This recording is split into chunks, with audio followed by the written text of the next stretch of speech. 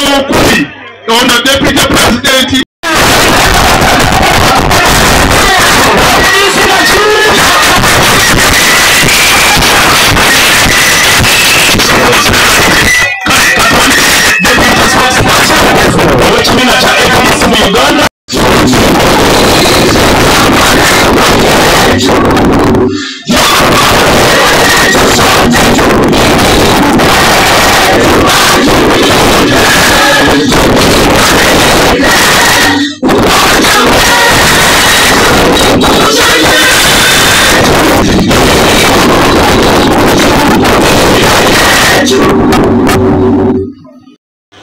Chairman w'ekibiina Honorable Jack Sabiti. Mukulu Sabiti atukulira ffenna mu kampeyini zino.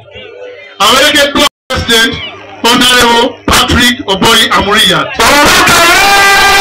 Sebamuyikwe district njagala munneegatteko nga tugenda okwebaza President waffe Mwami Eburu Vincent ne Jjajja Mendi naawe Sembera oyogere eddakiika emu omugaso tubadde twagala tugambe abasomesa ennyingi bafune sente ntono ensonga tetwagala tugyewo abasomesa bonna mathematics okibaita okuba ng'atusomeseza mu Luganda oba mu Lugisa alina okukozesa Oluzungu.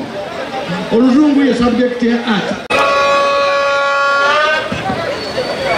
Mukazi woye asule wala ate ng'omukyala agenda kuzaala yagala operation agenda kutuuka ng'omukazi akoze ki ofudde. Twagala abakozi abakola mu malwaliro obanga bagenda okukola babeere n'ebyokukolesa ate babeere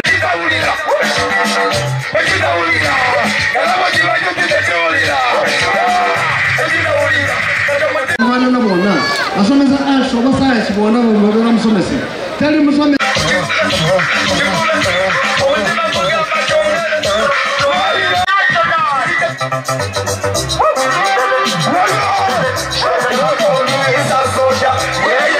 when you're ready, we are ready. Introducing Sergio, musical DJ.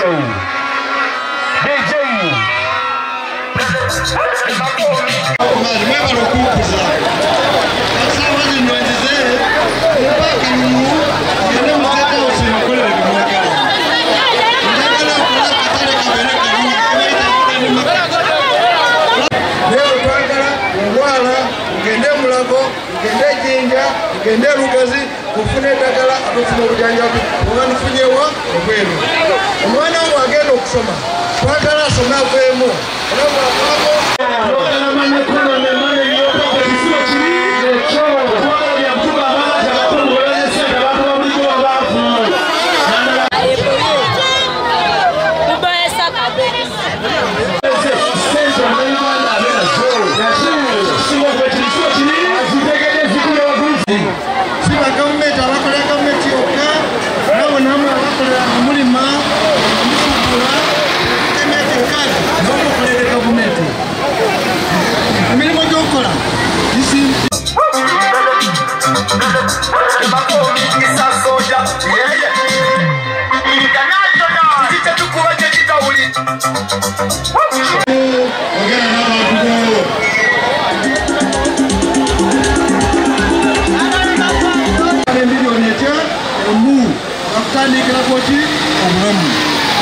emirimu gigenda kubeera wano mingi kankubule kati saawa zino obulimi bulimu sente naye kikutta balimi baffe baolira ebintu tebabawa akatale era ebintu bye bibalimye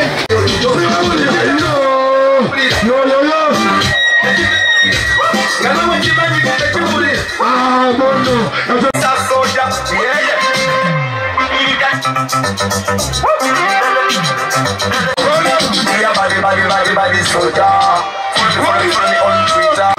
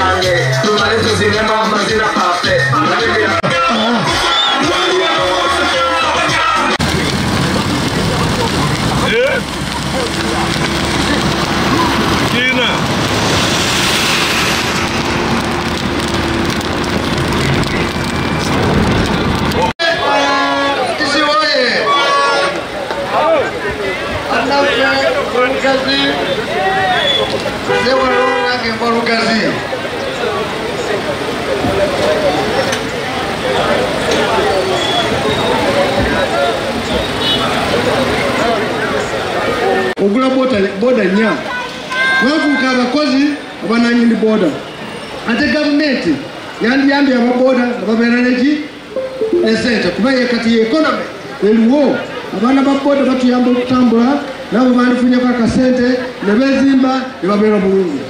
Gavumenti yange obanga mumpada akalulu ekisookerako ddala buli kyalo kabayita village egenda kufuna milioni 10 buli mwaka. Mu myaka 5 mubeera ne milioni 5. Abamu bambuuza sente zigenda kuvaawa nabagamba nti obubbi bwa sente buli mwaka baba trilioni 10. Ate mu Uganda tulina ebyalo 712 kati bw'okubisamo milioni 10 mubeera trilioni 7 ne bilioni 2 zikasako balance bilioni 2 ne milioni 8 awonga bwebezibye abababa sente zaabwe muli wano mubonabona banneyo abantu batono bwe bati baba sente zaabwe tobona Mwami Museveni agambye ayagala to protect your gains. Oba oli mwaba ayagala mu protecting obwavu bwo oba enjala ekuluma ayagala protecting enjala okuluma. Ffe tujja wano tugamba sibyo biyamba Bannayuganda twagala tukole Bannayuganda bayagale mu nsi yaabwe. Terukumu yawandiikira Katonda ati bamuzaale mu Uganda mwena mwesanganga ffenna tuli wano bakuzaade wa Uganda. Yensonga ky'oba olaba Uganda eno yaffe eryekuyoka tulina okugyeyagaliramu tulina okugifunamu. Ky'oba olaba twagala tukolere Bannayuganda babeere bulungi. Ofune eddagala enguudo zigenda kubeerawo era tetwagala ova wano ogende Kisoro bakubuuza ova wano. Uganda eno bw'ogenda Kisoro bagamba Munnayuganda bw'ogendawo obeere Munnayuganda. Ensi ebeeremu tetwagala ensi erimu ebitundu. Abalina baliwo batono abali bubi bangi. Ekyo oba olaba tujja wano tubasabe. Byenjogera bino mbikozeeko nze ne experience mbisobola era njagala kuba buleeta kisoboka era tujja kukikola. Koza investment ezisinga wano mu Buyukwe nsula mu Buyukwe nebyenjogera bino mubirabirako. Kyeva tubasaba mutuwakwatireko mutuwole akalulu kammwe tulabe tutukwata bendera ya Uganda tugitwale mu maaso. Tuzze n'abakulembeze baffe betwagala mutulondere memba ba palamenti olaba Mama Lukia ali awo Aseya meya waffe n'abakansala baffe. One Uganda, one people. Lukia oye, Aseya oye, Mima oye, Awumumpulira, Lugazi oye. Nze najja Buyukwe gyensula. Ebuyukwe gyenkolera business. Ebuyukwe gyennimira. Ebizibu by'Ebuyukwe mbimanyi. Nze ndi mwana kati w'Obuyukwe. Ebayibuli n'Ekoraani egamba n'ategeezanga boona n'okusooka b'ewaffe. Oba olaba mu kampeyini eno nze wano okutegeeza b'ewaffe ng'entandikira wano Ebuyukwe era ky'oba olaba saawa zino tulaba Lugazi. Njagala okusaba abantu bonna b'e Lugazi nti kampeyini gye tulimo leero yakwenunula. Oba oyagala sente mu nsawo londa na ndala. Oba oyagala abakyala babeere bulungi londa na ndala. Oba oyagala enguudo ennungi londa na ndala. Oba mwagala eddwaliro amalungi londa na ndala. Olw'ensonga nze ebintu by'ekonomi bye nasoma ebintu bya ekonomi byenkozeemu emyaka gyonna. Olw'okundaba wano gavumenti zikirizza nange mu magezi gange gembawa bava mu bwavu kati bali bulungi. Njakuwa example ya Tanzania sawa zino Tanzania ili middle income bahindi bantu abandi batukozesako nemba wa magezi. Gavumenti yaffe bw'ogiwa amagezi teyagala ogatwala kyoba olaba kati sawa zino zizowamu mumpa omukisa leka nkulembere mbakolere byonna ebyemwagala.